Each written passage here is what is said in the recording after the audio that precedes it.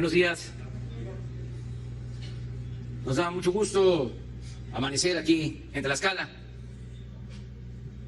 Ya llevamos a cabo la reunión de seguridad temprano y ahora vamos a informar, como lo hacemos todas las mañanas.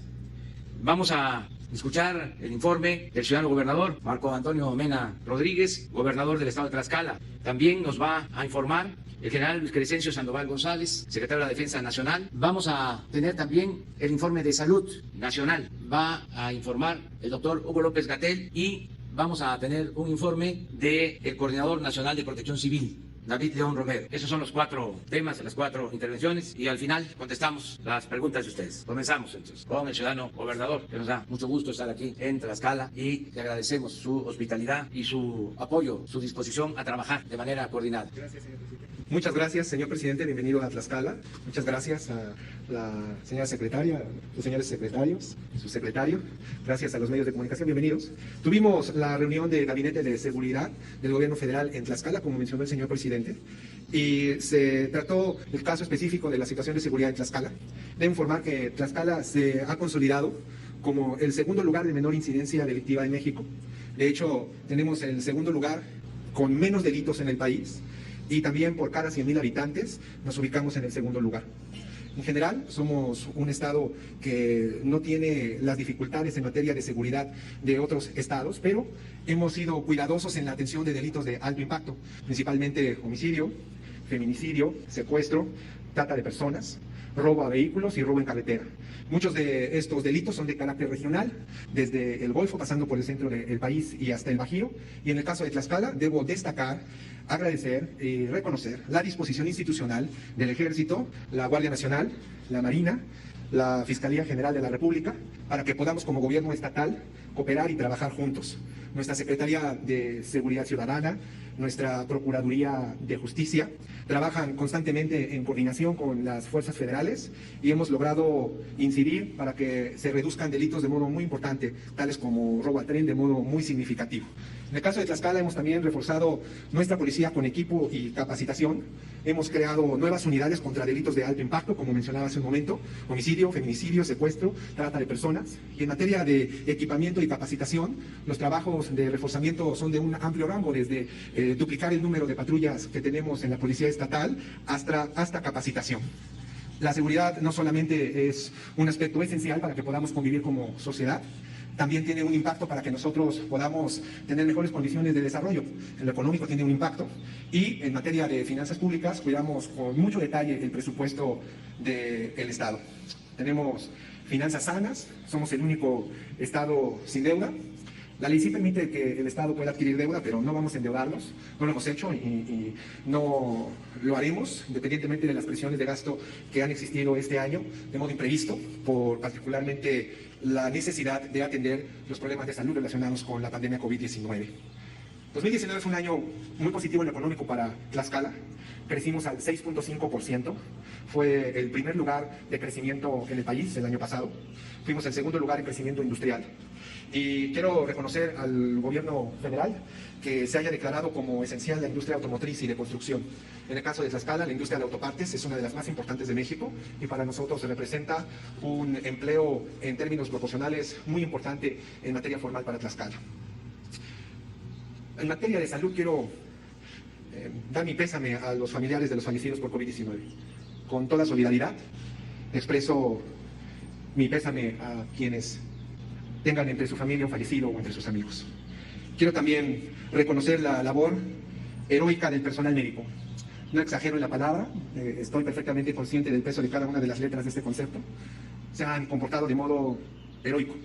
En el caso del personal de Tlaxcala, el personal médico, incluso tuve oportunidad de comentarlo con el señor presidente, quiero destacar que hemos tenido un impacto muy favorable en el tratamiento de particularmente de los pacientes que se encuentran en terapia intensiva.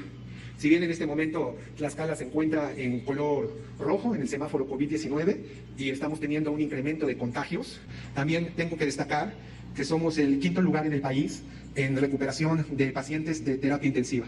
En el caso del equipo médico de Tlaxcala, ha establecido un protocolo de manejo para que los pacientes en terapia intensiva puedan desinflamarse y sea posible entonces retirar el tubo. Hemos visto un impacto positivo en los pacientes y de hecho tuvimos un día que no tuvimos fallecimientos y hemos tenido días de un solo fallecimiento. Lamentabilísimos todos. Y en el caso de nuestra perspectiva de tratamiento esperamos que podamos seguir reduciendo el número de personas fallecidas. No únicamente estamos teniendo un impacto en recuperación entre quienes se encuentran en terapia intensiva, también en general nos encontramos entre los primeros estados. Hemos establecido una forma de contacto con las personas de mayor vulnerabilidad, que son quienes padecen diabetes e hipertensión, y las denominamos brigadas Cuídate. Son brigadas epidemiológicas que van a los municipios que tienen más población en condiciones de diabetes o hipertensión. Vamos a sus casas, hablamos con ellos, revisamos si están controlando su enfermedad, les damos un tratamiento para que lo puedan hacer y hablamos con sus familias para dejar en claro que tienen una condición de riesgo mayor que el de la población en general. También hemos establecido el equivalente, pero en las empresas que han estado abriendo actividades, como en el caso de la industria automotriz a partir del 1 de junio, en donde cuando se abrieron 57 empresas en el caso de Tlaxcala, brigadas Cuídate tu empresa, las llamamos, van a las empresas y junto con los trabajadores y la propia empresa ayudamos a identificar riesgos entre los trabajadores para poder reducir las cadenas de contagio y verificar las condiciones de precaución sanitaria. Quiero cerrar diciendo que ha sido un esfuerzo de todo tipo, muy intenso, particularmente presupuestal, que lo hemos hecho sin contratar deuda y así vamos a seguir. Queremos que la disciplina financiera y las finanzas sanas sean uno de los sellos positivos del Estado, independientemente de otras estadísticas que son como la que acabo de mencionar en relación a la recuperación de pacientes en terapia intensiva y en general en el Estado en ascenso. Y quiero nuevamente agradecer al señor presidente su visita y su solidaridad con Tlaxcala. Muchas gracias y bienvenidos nuevamente a esta. Gracias, señor presidente. Con su permiso, señor presidente. Bien, se pone la lámina, por favor. Buenos días. Bien, en cuanto a la situación de seguridad pública en el Estado que nos corresponde informar, aquí tenemos lo que es el Estado. Se cuenta con 60 municipios y de estos municipios, los 5 que se ven aquí en la pantalla, que son Tlaxcala, Huamantla, Apizaco, San Pablo del Monte y Chiautempan, son los que tienen mayor número de población y coinciden con los lugares donde se presentan eventos delictivos. Estos eventos delictivos, dentro de la situación que ya se lo comentó el señor gobernador, un índice muy reducido de delictividad. Enseguida, por favor. Esta incidencia delictiva, como también se citó, todos los delitos están a la baja. Si tomamos en consideración la suma de esta actividad delincuencial, tiene en 31 lugar el Estado. Hay un delito que se identifica dentro de la información del Secretariado Ejecutivo de Seguridad Pública como en aumento, que es el secuestro, pero aunque es aumento, pero no es un aumento pues considerable, sino tienen un historial muy reducido de secuestros, en donde en el 2019 de ir a un secuestro suben a 2, 3, va variando aquí en el 2019, y en el 2020 lo máximo son 3 en enero, y ahorita en abril tienen 2, entonces por eso es el delito que está en incremento, pero el incremento no es tan sustancial. La que sigue, por favor. En homicidios dolosos por entidad federativa, el Estado tiene el lugar número 28, con 200 homicidios, la media es 1.301. Y si tomamos en consideración estos homicidios dolosos por cada 100.000 habitantes, el Estado está en el lugar, la que sigue, por favor, número 23, con 15.71, siendo la media de 37.24. La incidencia es sumamente reducida en forma general. En esta incidencia, aquí tenemos 17 municipios en donde se presentan eventos delictivos, pero como ya cité, los 5 principales, el que tiene la cabeza es Tlaxcala, con 482 eventos, y lo que sí se centra en la parte del centro del Estado hacia el sur es donde se ubica la incidencia delictiva. La siguiente, por favor.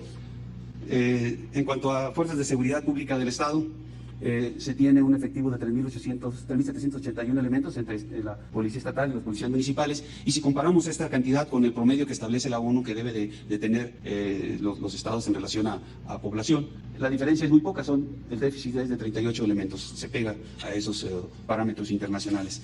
En cuanto a fuerzas de seguridad del Estado presentes aquí, tenemos un despliegue operativo de 2.044 elementos de la Secretaría de la Defensa que apoyan las operaciones y 307 elementos que están desplegados en todo el Estado. De la Guardia Nacional, 581. de la Policía Estatal 1.690 y Policía Municipal 2.091, siendo un total de 6.046 hombres, de los cuales 4.669 están desplegados atendiendo la incidencia delictiva.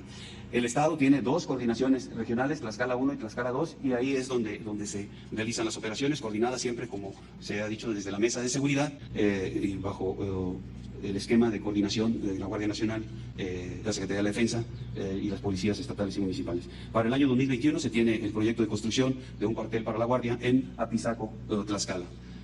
¿De qué sigue, por favor? En base a esta reducida incidencia delictiva, también los aseguramientos no son grandes cantidades. Resaltan las 23 armas entre cortas y largas, 195 tomas clandestinas para robo de combustible, 18 para las tomas clandestinas de gas, el aseguramiento de 86.000 litros de combustible y 18.300 de gas, 190 vehículos terrestres y 100 detenidos. Sobre el robo de hidrocarburos, tenemos dos ductos que van casi en los límites del Estado. El primero es un ducto de gas, que es el Cactus Guadalajara, y un ducto de combustible, que es el Minatitlán, México.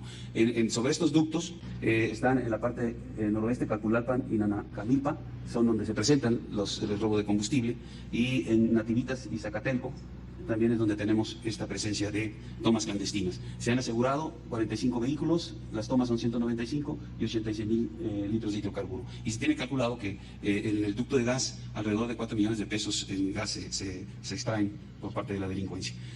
Los municipios vuelven, aquí los vemos, que son los que están aquí en el mapa.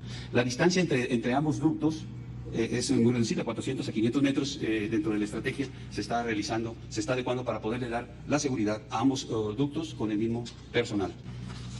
En el ámbito de la atención a la emergencia sanitaria COVID, personal de la Guardia Nacional, de la Secretaría de Defensa, se han realizado algunos apoyos que va en el traslado de 280 kilogramos de medicamento, equipo y vestuario, seguridad de instalaciones, tenemos 6 instalaciones a las cuales se les da seguridad, apoyo de atención a familias, al patrullaje en diferentes áreas, y tenemos 3 fuerzas de reacción para atender alguna emergencia que tenga el Estado. En total empleamos 259 elementos en estas actividades. Finalmente, en lo que corresponde al plan DN3, se ha participado en 5 tormentas tropicales, en 184 frentes fríos, en una explosión, 2 fugas de gas, 21 incendios forestales y un urbano, y en un accidente aéreo, empleando 4.086 hombres y 329 vehículos. Es todo. Muchas gracias. Buenos días, con su permiso, señor presidente, señor gobernador Mena, secretaria, secretarios, comandante, coordinador. Muy buenos días tengan todos ustedes. Voy a presentar de manera sintética el comunicado técnico sobre la epidemia de COVID-19 en México, utilizando la información más reciente y destacando el componente del semáforo. La siguiente, por favor. Tenemos 15 días desde que iniciamos este proceso de transición hacia la nueva normalidad. Aquí recordamos que la nueva normalidad quiere decir exactamente eso, una nueva forma de relacionarnos con un riesgo sanitario. La epidemia de COVID es una epidemia que permanece todavía activa, que durante varias semanas seguirá activa en México y posiblemente durante varios años va a seguir activa en el mundo. Y en la medida en que siga activa, tenemos que tener una manera diferente de relacionarnos con el virus, con la fuente de contagios y en general con la manera en que protegemos nuestra salud. Es por esto que en este planteamiento de la nueva normalidad destacamos la importancia de que cada uno de los miembros de la sociedad incorpore elementos básicos de higiene y prácticas de disminución de riesgos para que podamos incorporarnos a actividades muy sustantivas de nuestra vida pública, pero manteniendo un riesgo bajo. La siguiente. Aquí tenemos la representación del semáforo que empezó a estar en funciones desde ayer, lunes 15 de junio, y completará su ciclo el próximo domingo 21 de junio. La idea básica de este semáforo, como se ha explicado, es representar a las entidades federativas de acuerdo a las tendencias de la curva epidémica, tanto de casos sospechosos de COVID como de hospitalizaciones por infección respiratoria aguda grave, así como en la proporción del sistema local de salud que se encuentra ocupada y la proporción de personas que tienen confirmación por laboratorio del virus que causa el COVID. Podemos ver que la mitad de las entidades federativas se encuentran en semáforo naranja, y es importante prestar atención también al triángulo o cuadro que se encuentra sobreimpuesto sobre la silueta de la entidad federativa, que representa la tendencia de cambio respecto a estos indicadores. En el caso de Tlaxcala se encuentra en este momento en color rojo y tiene una tendencia ascendente en algunos de los indicadores, pero ciertamente, como comenta el gobernador Mena, en algunos indicadores fundamentales que no son parte del semáforo, pero son muy importantes para evaluar la calidad y capacidad, así como oportunidad de atención, como lo es la mortalidad. Tlaxcala se encuentra en una fase sostenida de descenso, lo cual es un signo muy positivo. Y felicitamos al Estado de Tlaxcala por esta capacidad. La siguiente. Quisiera destacar algunos de los cambios que pueden ocurrir con las actividades públicas cuando se transita al semáforo en color naranja.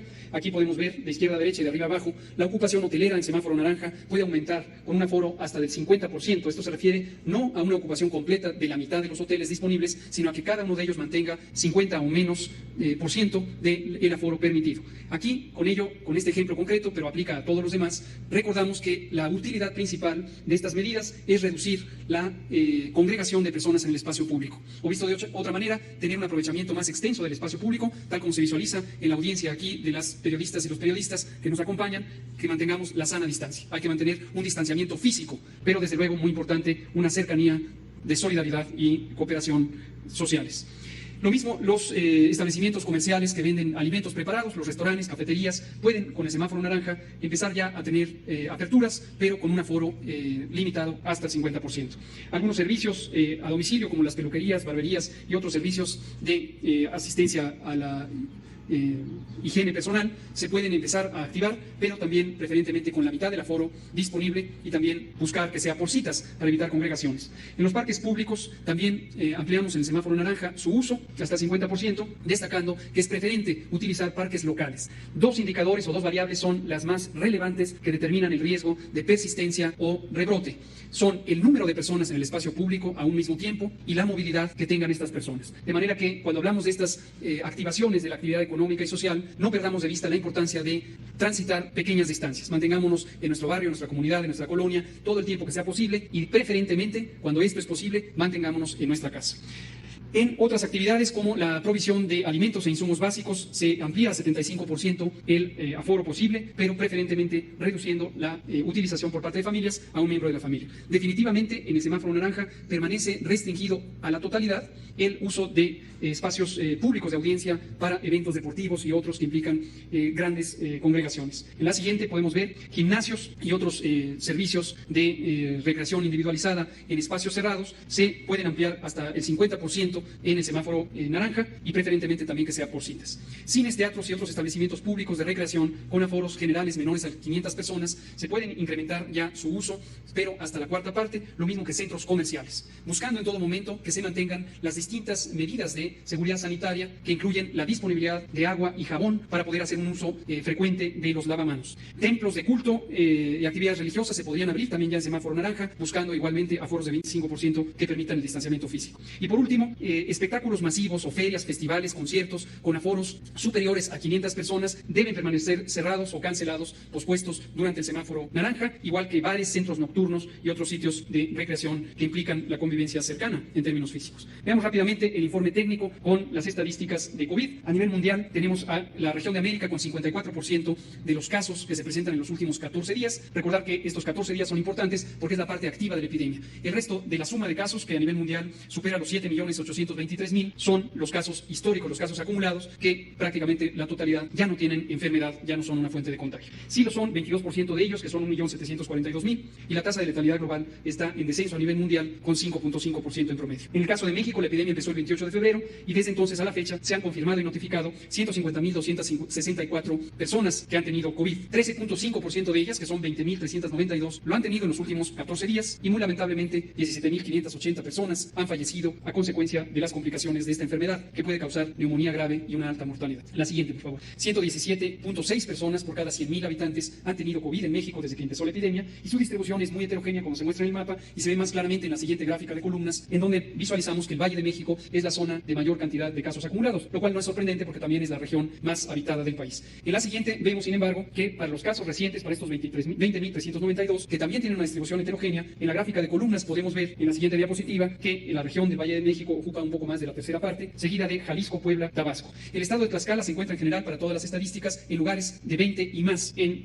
niveles de frecuencia comparativa con el resto de las entidades federativas. Vemos en la siguiente, diapositiva, que la incidencia general es 15.9 por 100.000 habitantes, y aquí en el gráfico de mortalidad, como bien señalaba el gobernador Mena, no perdamos de vista que cada una de las defunciones, aunque aquí las presentemos en forma agregada como una estadística, representan la vida de una persona que ha sido perdida, y esto es una situación lamentable en cada una de ellas. Vemos un signo estimulante que en los últimos 22 días se han mantenido estabilidad en el número de casos. Recordar que en todas estas curvas epidémicas, generalmente los últimos 7 días se consideran no informativos, porque hay un proceso de actualización de datos que podría ser superior a esta cantidad de días. En la siguiente diapositiva vemos por entidad federativa cómo se distribuyen estas defunciones y no han cambiado sustancialmente el orden en los últimos 2 meses. La siguiente es los casos confirmados y sospechosos mantienen la trayectoria aún ascendente de la epidemia. Recordar que no existe una sola epidemia en el país. Como buen país extensamente, geográficamente extenso, tenemos múltiples epidemias asincrónicas que se presentan en distintas ciudades o entidades federativas a tiempos diferentes. En conjunto, la epidemia empezó el 28 de febrero y se proyecta que terminaría en octubre, por lo que podríamos considerar un punto medio, pero no es, como se ha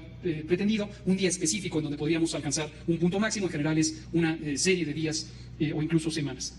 En la siguiente diapositiva vemos la comparación por entidad federativa y posteriormente en la antepenúltima vemos la distribución de los casos acumulados. Ayer tuvimos, desde que empezó la fase 3, el incremento más pequeño en el número de casos con 2.3%, pero desde luego respecto a una cifra mayor en la cantidad de casos acumulados, por lo que tuvimos 3.424 casos nuevos registrados.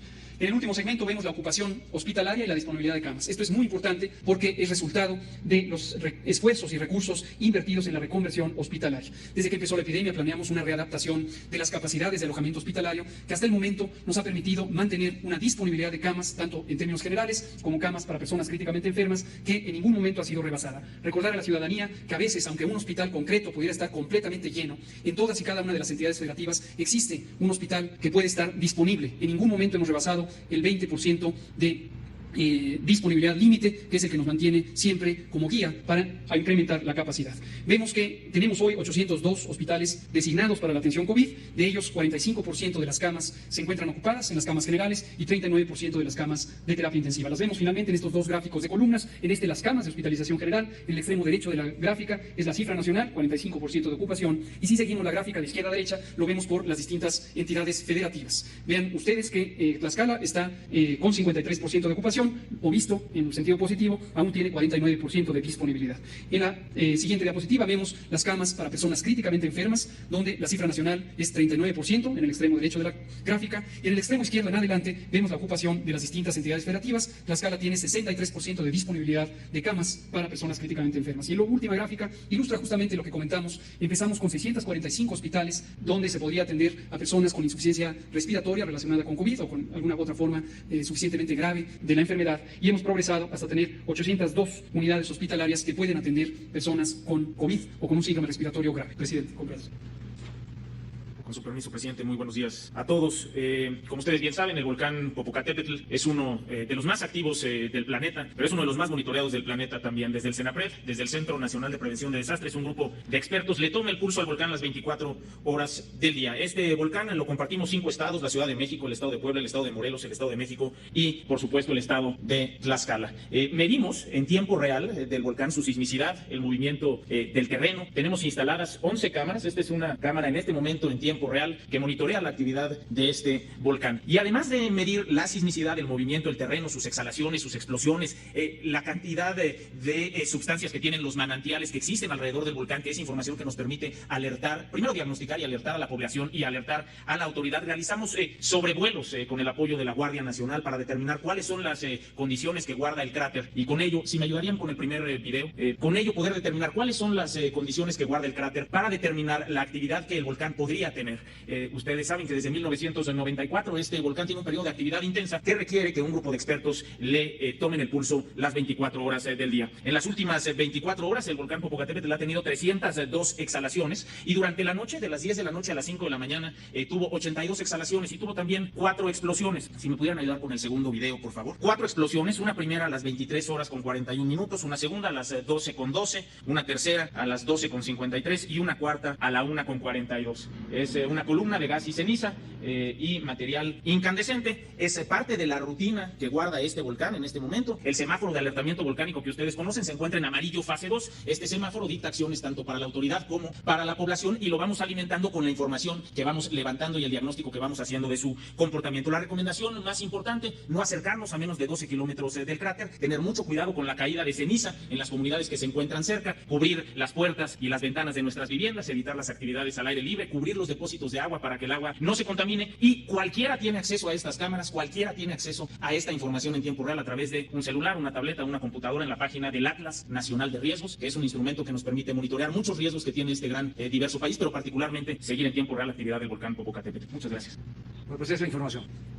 Buenos días, presidente. Buenos días a todos. Varias preguntas. La primera, el día de ayer, al usted salir de las instalaciones militares en Veracruz, observamos, y quedó acreditado en distintos videos, que había mujeres protestando, familiares de personas desaparecidas, que le insistían en ser atendidas por usted y que, bueno, al no bajar el vidrio de su vehículo o descender del mismo, le hicieron algunos comentarios en el sentido de que la madre del Chapo sí la atendía y a ellas no. ¿Qué les dice a estas mujeres si usted las atendería, si usted se vería con estas personas, familiares de personas desaparecidas? Y una de sus planteamientos era la renuncia de la titular de la CEAP. Si se ha considerado un escenario de esta naturaleza, entiendo que es un cargo que da el Senado, pero que pudiera abordarse en este tema. Bueno, se está atendiendo todos los días. Atendemos a ciudadanos y, en este caso, a familiares de víctimas de la violencia. La Secretaría de Gobernación tiene esa encomienda. Inclusive hay una protesta en frente de Palacio y se está atendiendo. Ayer hubo, en efecto, este incidente porque no puedo, por la sana distancia, exponerme ni exponerlos a ellos. Lamento mucho que esto haya pasado. Es muy incómoda, entre otras cosas, esta situación de cuidado y de sana distancia. No podemos acercarnos mucho, no es recomendable. Esto lo hemos dicho varias veces, lo he expresado ofreciendo disculpa de que no voy a poder tener comunicación directa con los ciudadanos. Sin embargo, se atiende a todos y se respeta a todos. Ahora, la prensa, no todos desde luego, pero los voceros del conservadurismo, la prensa conservadora, está muy atenta de todo lo que hago. Si bajo el vidrio, ¿por qué bajo el vidrio? Si saludo, ¿por qué saludo? Si no saludo, ¿por qué no saludo? Todo. Esto seguramente salió en la Reforma, que es el boletín del conservadurismo en México, y a lo mejor hasta en algún periódico extranjero, porque están igual, muy molestos con nosotros por la transformación que se está llevando a cabo en el país. Como ya no mandan los potentados en México, como ya no se permite la corrupción, están muy molestos. Y estos medios que callaban cuando saqueaban al país, pues ahora son opositores. Eso es lo que está sucediendo. Tengo que andar brincando obstáculos, evadiendo el acoso, evitando caer en provocaciones, porque están muy encorajados, muy enojados. Entonces, les vuelvo a decir, vuelvo a llamar a la calma, a que se serenen los del periódico Reforma y otros medios, y que entiendan que nosotros ganamos o triunfamos porque el pueblo nos dio su confianza para transformar a México, para acabar con la corrupción, y que a los que ellos defienden, me refiero a Reforma, que defiende a grupos de intereses creados y a otros medios de comunicación nacionales y extranjeros, pues que no vamos nosotros a dar ni un paso atrás, porque tenemos el compromiso de transformar el país, de desterrar la corrupción de México. Vamos a acabar con la corrupción. Entonces, no vamos a titubear, vamos a continuar transformando. Y se termina el saqueo. Ahora hay inconformidad porque las empresas eléctricas particulares, extranjeras, sobre todo las españolas, tenían el gran negocio de cobrar a precios elevadísimos la energía eléctrica, se les tenía que pagar hasta subsidios. Estaban en un plan, en contubernio con las autoridades, para destruir así a la Comisión Federal de Electricidad, a la empresa pública de México, de la nación. Entonces, estamos poniendo orden. Ya México no es tierra de conquista, y eso los tiene muy molestos. Otra cosa que molesta mucho a los del periódico Reforma es que sus patrocinadores, que antes no pagaban impuestos, ahora tienen que pagar impuestos, como todos los mexicanos. Entonces yo entiendo todo esto, por eso hay estos ataques diarios, como nunca se había visto, pero vamos a resistir. Tenemos mucha fortaleza.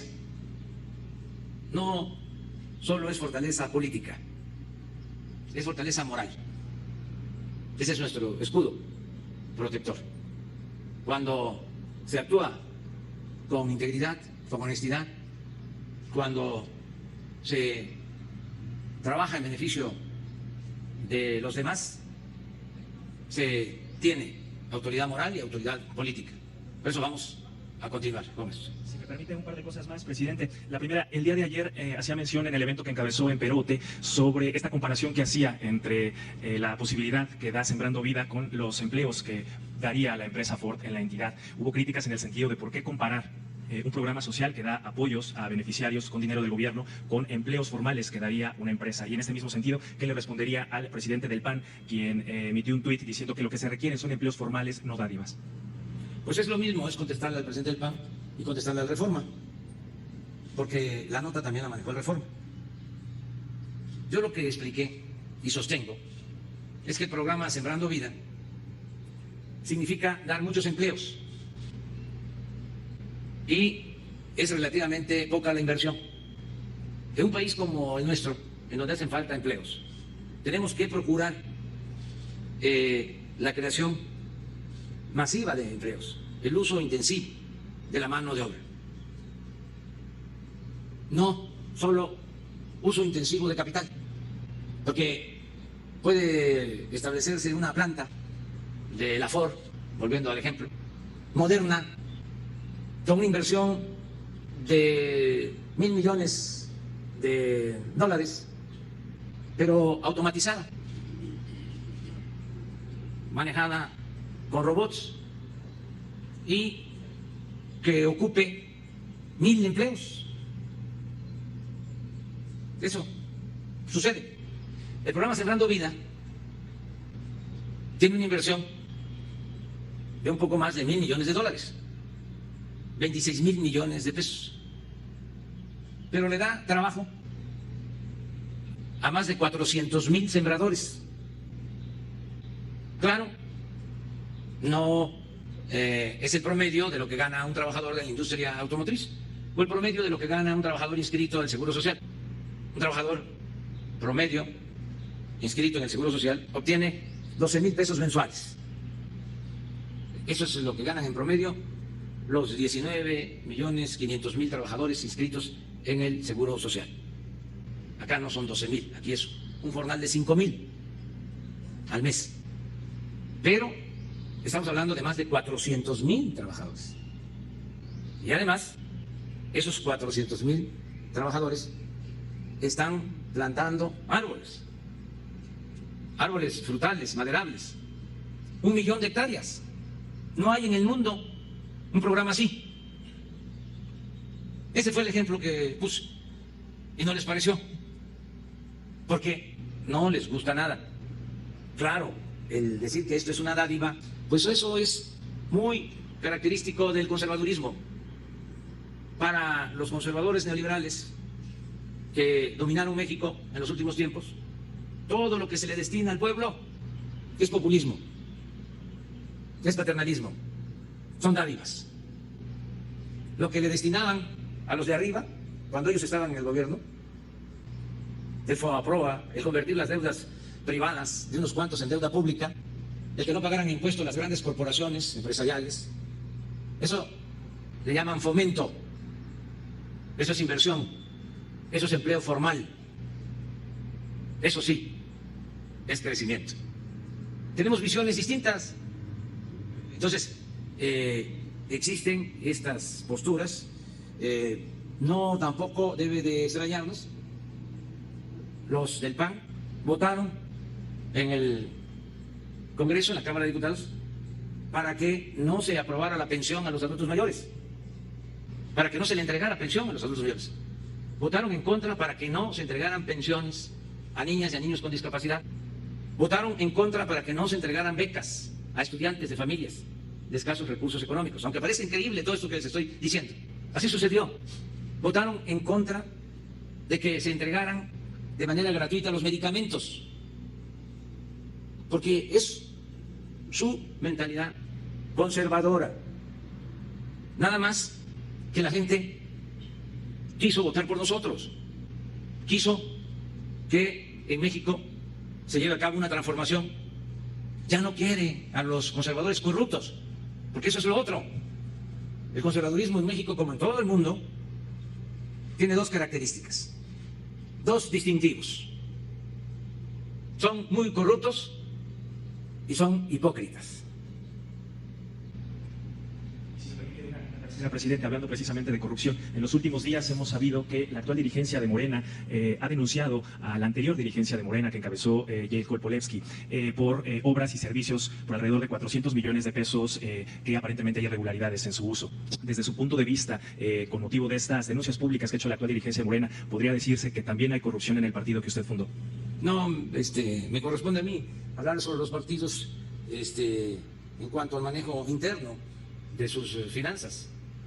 Pero yo recomendaría que si hay pruebas de irregularidades, de casos probables de corrupción, que se presenten denuncias, que la autoridad competente lo resuelva y que cuidemos todos que no haya corrupción en México, que no se permita la corrupción, que limpiemos de corrupción al país.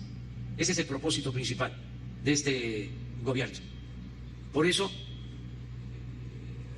repito, es el coraje de los que no querían dejar de robar y pensaban que lo que decíamos nosotros en las campañas, porque fueron varias, era demagogia.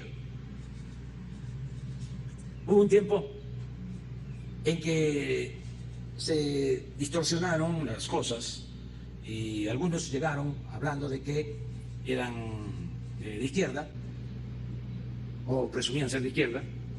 Decían que el poder se agarraba con la izquierda, pero como el violín se tocaba con la derecha.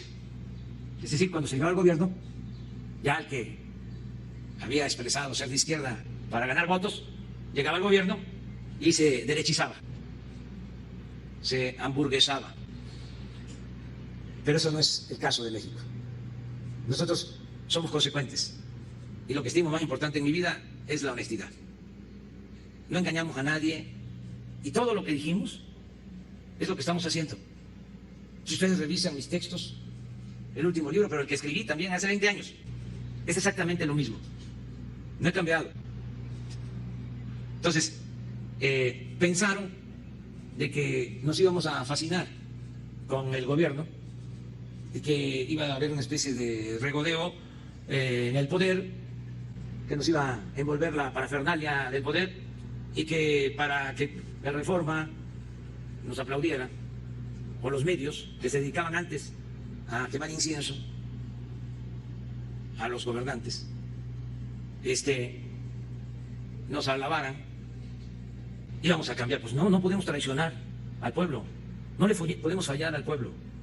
Imagínense que llegamos y entre otras cosas encontramos que no pagaban impuestos.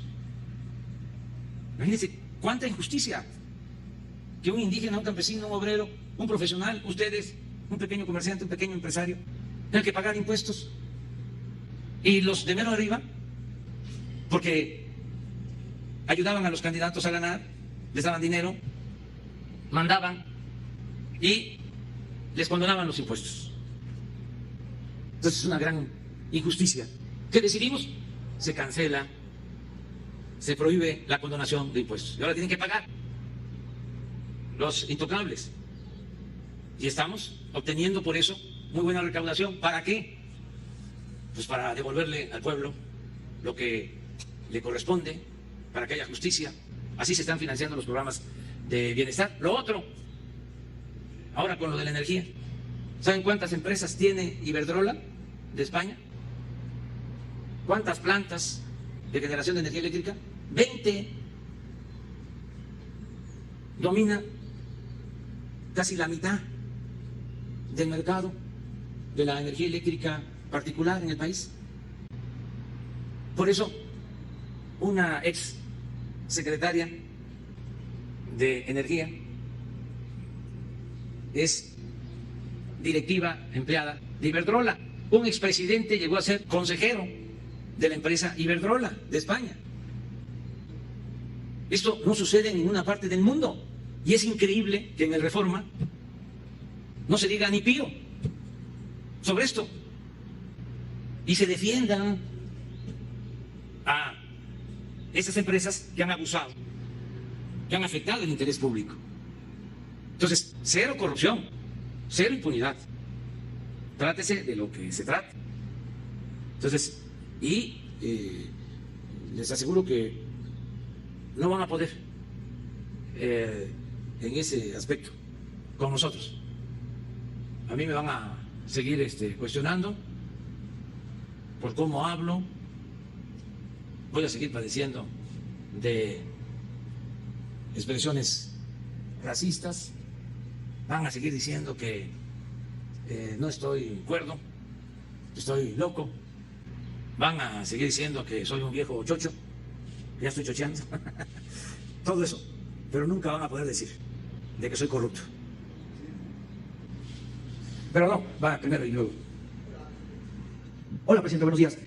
Usted que está al pendiente del tema de las finanzas, en la Cámara de Diputados virtualmente se están cocinando varias iniciativas. Una tiene que ver con algo que se llama ingreso vital, es decir, darle un apoyo por la contingencia sanitaria a todos los mexicanos. Es algo que han manejado diputados panistas, que se han sumado inclusive algunos de Morena y que también algunos del PRD y también algunos del PRI. Mi pregunta aquí es, ¿qué tan viable es que se pueda dar eso? Y sobre todo también, una iniciativa más que también se está cocinando es reducir el IVA del 16 al 10%. ¿Qué tan viable es eso para el gobierno? ¿Se puede o es parte, pues sería algo como de política? ¿Cómo va este asunto? Es politiquería del PAN. Acabo de decir, y se puede probar, que votaron en contra de la reforma al artículo 4 constitucional para entregar las pensiones a los adultos mayores, y ahora salen con que quieren apoyar. Lo que están buscando es lo mismo de siempre, lo que han promovido: apoyar a los de arriba. ¿Qué es lo que han hecho? Entonces no hay que dejarse engañar. Es muy sencillo de explicar. El neoliberalismo que ellos han aplicado, lo que ya se fue y espero que no regrese, y toco madera, además de la corrupción, tenía el propósito de beneficiar siempre a los de arriba. Es gráfico explicarlo. Es una pirámide poblacional en nuestra sociedad mexicana. Entonces, ¿qué hacían ellos? Se ocupaban de proteger a los de la punta de la pirámide, a los de arriba, y dejaban en el desamparo a los de abajo, a los de la base de la pirámide. ¿Saben cuándo volteaban a ver a los de la base de la pirámide, al pueblo raso? Cuando necesitaban los votos. Era cuando entregaban las despensas, el frijol con gorgojo. Nada más en temporada. Todo lo demás era para los potentados. Ahora es distinto. Volviendo a la figura de la pirámide, ahora primero es la base. Todo lo que podamos hacer por ayudar a los de abajo. Y esto no significa dejar sin atención a los de arriba. Significa apoyar abajo para que sí se fortalece la economía popular. Si hay recursos abajo, va a haber más capacidad de consumo y esto va a ayudar a que la gente tenga más poder adquisitivo y se beneficie el comercio y se beneficien las industrias. Es una concepción económica completamente distinta. Entonces tampoco es viable esta iniciativa que plantea reducir el IVA del 16 al 10%. No, porque Que esa la presentó Eduardo Aguilar de Morena, me parece, en el Senado, y hay una más que está ahí en la cancha. Pero nosotros lo que consideramos es que si no aumentamos los impuestos, como lo hicieron los neoliberales, que ese es mi compromiso, con eso se apoya mucho a la gente. Y procurando que paguen los impuestos, los de arriba. La semana próxima voy a dar a conocer un fraude de 48,000 millones de pesos que cometieron factureros en el sexenio pasado. Un paquete nada más. Por cierto, de eso tampoco el Reforma dijo nada, nunca. ¿Y en ese fraude estaban coludidos autoridades de Hacienda? Claro que sí, Del gobierno pasado. sí, y del otro. Y políticos. Entonces, vamos a presentar denuncias penales para estos personajes encargados de promover este sistema de facturación falsa que se extendió. Se calcula que se fugaban alrededor de 300,000 millones de pesos mediante este mecanismo. Entonces, la semana próxima se va a dar a conocer ya el primer paquete, son 48,000 millones, porque mucha de la gente implicada ni siquiera lo sabe, que sus facturas son falsas. Entonces, vamos a dar la oportunidad a todos estos contribuyentes para que se regularicen.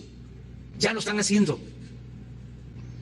Hay hasta personajes famosos, lo que pasa es que no quiero caer en lo espectacular y además debemos de cuidar siempre la dignidad de las personas, que han ido al SAT y se han puesto al corriente porque habían manejado por sus contadores, les habían pagado sus impuestos con facturas falsas.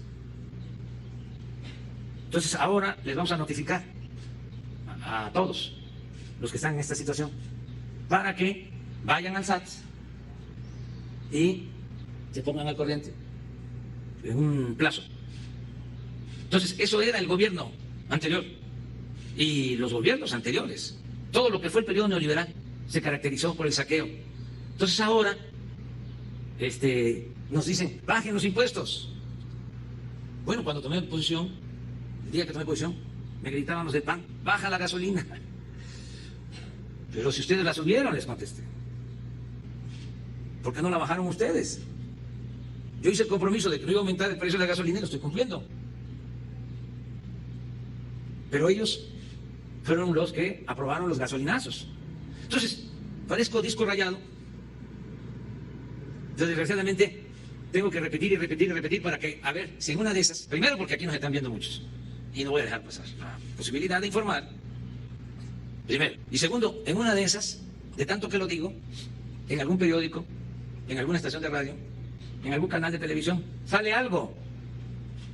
Porque repito y repito y repito y repito, y no aparece nada. Me refiero a los medios convencionales, y no a todos, desde luego. Entonces, por eso, tengo que estar insistiendo. La diferencia de un escritor y de un dirigente político, entre otras cosas, estriba en que el escritor no puede repetirse, no debe repetirse.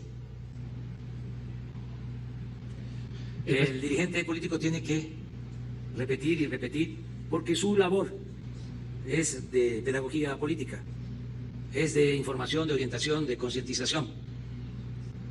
Entonces, por eso hablamos. Y muchas otras cosas que van a surgir. Esto de que los gobernadores del PAN se reúnen, pues es legítimo, pero desde luego tiene un propósito electoral. Vienen las elecciones y quieren echarle la culpa al gobierno federal.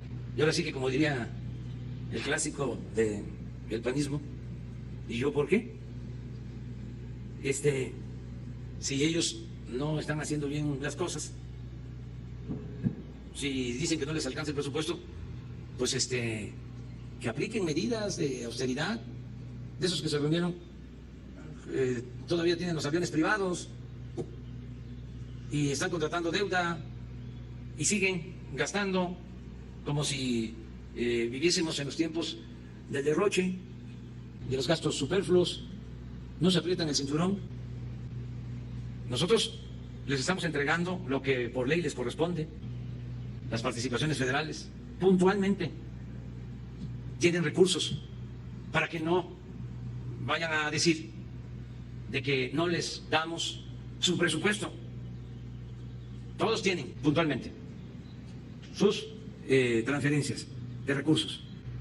Oiga, y una pregunta más. En los últimos días hemos estado viendo, pues de nueva cuenta, problemas con las policías municipales, historias desde que mataron a un chavito en Oaxaca por el simple hecho de estar en una moto, por una equivocación, de policías municipales presuntamente vinculadas con la delincuencia organizada en Jalisco. ¿Qué va a pasar con el tema de las policías municipales? ¿Cómo va a presionar el gobierno federal a mejorar estos cuerpos policiales que casi siempre se convierten en noticia y son los que mayormente están generando problemas de seguridad en el país? Las autoridades municipales y los gobiernos estatales están trabajando en eso.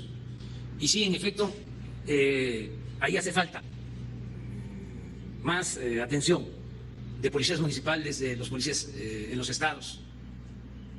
Y esto no es un invento.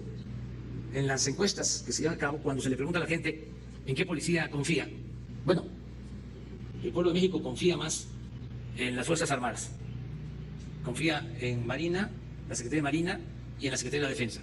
Traen como 80% de aceptación.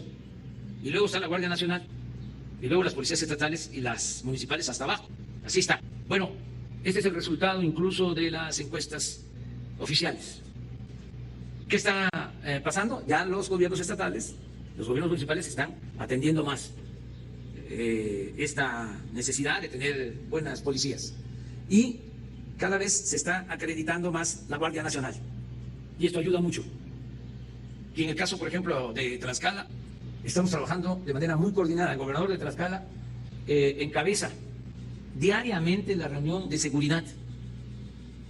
Es importante recordar que así como diario nos reunimos del Gabinete de Seguridad del Gobierno Federal, de lunes a viernes, de 6 a 7 de la mañana, la secretaria de Gobernación, el secretario de Marina, el secretario de Seguridad Pública, el secretario de la Defensa y otros secretarios diariamente para atender el problema de la inseguridad en el país, de la violencia. Nosotros recibimos diariamente el reporte de todos los delitos que se cometen en las últimas 24 horas en el país. No delegamos este asunto. Bueno, todos los días hacemos este ejercicio. Les podemos decir cuántos homicidios hubieron ayer, qué asunto extraordinario pasó o sucedió en el caso de homicidios, que nos llamó la atención ayer, ¿sí?, con los datos que revisamos hoy en la mañana. ¿Sí? Son todos los días. Ayer hubieron, si no me equivoco, 63 homicidios. ¿60? 66. ¿Pero quieren que les diga cuál fue el dato fuera de lo normal, lo extraordinario? Que de los 66 homicidios, solo 3 se registraron en Guanajuato. Algo que tenía tiempo no se veía. Eso diario. Bueno, pero esa reunión diaria que hacemos por la mañana se reproduce, se replica en los estados. No todos los gobernadores asisten a hacer esa reunión, a participar en esa reunión. El gobernador Mena de Tlaxcala asiste siempre. De otros gobernadores que no se levantan temprano, o sea, con todo respeto. Y lo que hacen es que delegan. Pero nos consta que el gobernador de Tlaxcala, el gobernador de Chiapas, el gobernador de Campeche, el gobernador de Tabasco, diario sobre el tema. Y esto ayuda mucho, porque sumamos esfuerzos. Son policías municipales, policías estatales y las Fuerzas Armadas, la Guardia Nacional, así, juntos, para garantizar la paz, la tranquilidad, para darle seguridad a los ciudadanos, que ese es nuestro trabajo, independientemente de qué partido venimos. Ya estando en el gobierno, tenemos que actuar de manera conjunta. Entonces, hay gobernadores que no participan en estas reuniones, la mayoría sí. Siempre están operando estas mesas, no solo en los estados, en las cabeceras, o son mesas estatales, ya también esto se reproduce en las regiones. Y esto nos está llevando a que tengamos cada vez más avances en materia de seguridad. Sí, pues lo que ya se dio a conocer fue liberado y luego celebramos que haya liberado. No, pero se le liberó y eso es lo importante. Mi jefe de la Nación, muy buenos días. Buenos días a quien nos ve y a quien nos escucha, Carlos Pozos, la molécula oficial. Presidente de México, hablando sobre corrupción, mi profesor y colega Ignacio Rodríguez Reina, en una investigación en Quinto Laboratorio, encontró que el lunes 4 de junio del 2018, a las 17:47 horas, se dio la operación Hermes. Esta operación la ordenó el titular de la UIF, Orlando Suárez López. Ordenó que 722 cuentas bancarias fueran descongeladas de la Comisión Nacional de Bancaria y de Valores por un total de 1,000 millones de pesos y 18 millones de dólares que favorecieron al narcotráfico y a empresas ligadas con la corrupción de la estafa maestra. Mi pregunta es, señor presidente, este funcionario Orlando Suárez y su jefe José Antonio González Anaya, exdirector de Petróleos Mexicanos, exsecretario de Hacienda y cuñado de Carlos Salinas de Gortari, pudiera ser citado actualmente a declarar por qué motivo ordenó la autorización de descongelación de estas cuentas bancarias. Bueno, esa es una investigación que entiendo está llevando a cabo la Fiscalía General de la República. Y ellos seguramente van a informar sobre estos casos. La verdad, estaba el país muy mal gobernado, dominado por las mafias, por la delincuencia común y la delincuencia de cuello blanco. Una característica era el contubernio entre autoridades y traficantes de influencia. Bueno, regreso a lo mismo, a los lugares comunes, dirían los críticos literarios. No se dice nada en los medios de que está preso el que fue secretario de Seguridad Pública durante el gobierno de Felipe Calderón. Es Anabel Hernández, es Dolia Esteves, nada más. No hay información en el Universal, en el Reforma, en el Proceso, en los programas de radio, en los noticieros de televisión. ¿Qué pasa? ¿Por qué el silencio? Yo recuerdo que cuando este señor estaba en su apogeo, que era el súper policía, ejemplo a seguir, llevaba a los periodistas famosos. Me acuerdo de Ciro Gómez Leiva, aunque se enoje Ciro. Y no hay que perder el sentido del humor. Los llevaba ahí a un búnker que tenía García Luna. Ya ven cómo simulaban con aparatos, monitores. Eran como, ¿cómo le llaman a los centros estos de seguridad? Sí, pero este era como el C21. Es como mi iPhone 26. Y salían de ahí, sorprendidos, admirados. Todos ellos. En ese entonces creo que estaban en Milenio. Iban por grupo, eran tours. Entonces estaba García Luna. Y aplausos. ¿Y ahora? ¿Dónde está la autocrítica? ¿Y por qué no ofrecen disculpa? No se dice nada. Ayer, una nota internacional. Exoneran al rey de España, acusado, el que estaba de rey, de posible soborno, y lo exoneran sin investigación. Y no hay nota, ni en El País.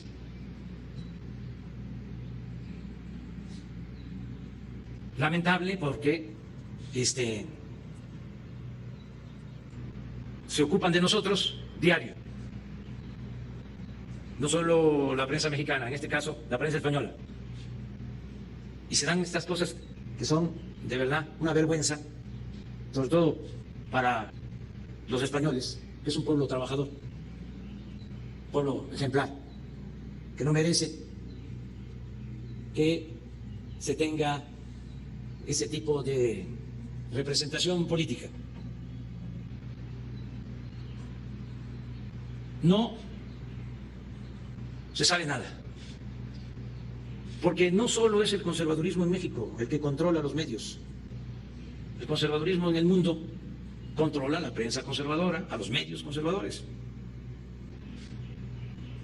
También ese es un asunto que hay que analizar, el control de los medios de información en el mundo. Entonces, es mucho el desbalance. Son muy pocos los medios de información, vamos a decir, objetivos, profesionales, con ética, sino están totalmente inclinados a proteger intereses de grupos económicos y políticos. Pero es un fenómeno mundial, no solo México. Por eso, que vivan las benditas redes sociales, porque es lo único que hay. Aún con los bots, de todas maneras la gente puede expresarse con libertad. Tiene la gente esa posibilidad de utilizar las redes sociales. Antes no existían las redes sociales. Presidente, mi segunda pregunta. La semana pasada se le preguntó a usted sobre el incorruptible Círculo Rojo y de ahí usted nos compartió la existencia del documento titulado BOA, en donde se hace hincapié sobre las próximas elecciones del 6 de julio del 2021. Entiendo que el consejero presidente del INE, Lorenzo Córdoba, él mismo ha dicho que se reunió en 3 o 4 ocasiones con el expresidente Enrique Peña Nieto. Yo quisiera preguntarle si es posible que este funcionario público, Lorenzo Córdoba, pudiera ser convocado para asistir a alguna de las mañaneras, para que nos diga cuál va a ser el costo económico de las próximas elecciones, cuál será el padrón electoral, qué facilidades se les va a dar a los mexicanos en el extranjero, y si ya no se va a permitir que comentarios a la noticia disfrazados de información con un sesgo de campaña política se pueda dar en los próximos procesos electorales. Y en específico, la pregunta sería, ahorita ante el panorama que se está viviendo, ¿usted considera que el PRIAN, el dinosaurio del PRIAN, pudiera configurar un fraude electoral en las próximas elecciones? Lo del INE es un organismo autónomo, independiente. Nosotros no podemos pedirle que informe en esta mañanera. Ellos tienen sus mecanismos de información y somos respetuosos de la autonomía del INE. Acerca de la posibilidad de un fraude hacia adelante, no creo que suceda, porque antes los fraudes se promovían desde el poder. Y ahora tenemos el compromiso, por convicción y porque venimos de luchar en contra de los fraudes, padecimos los fraudes, nos robaron la presidencia de la República.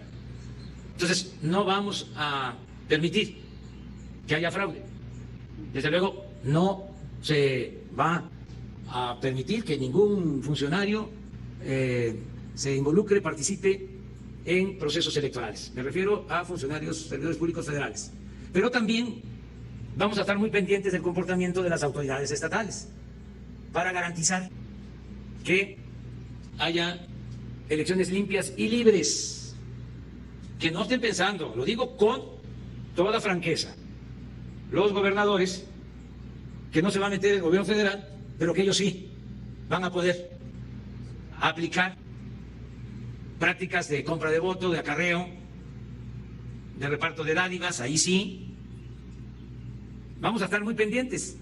Y además existe la Fiscalía Electoral y es delito grave el fraude electoral.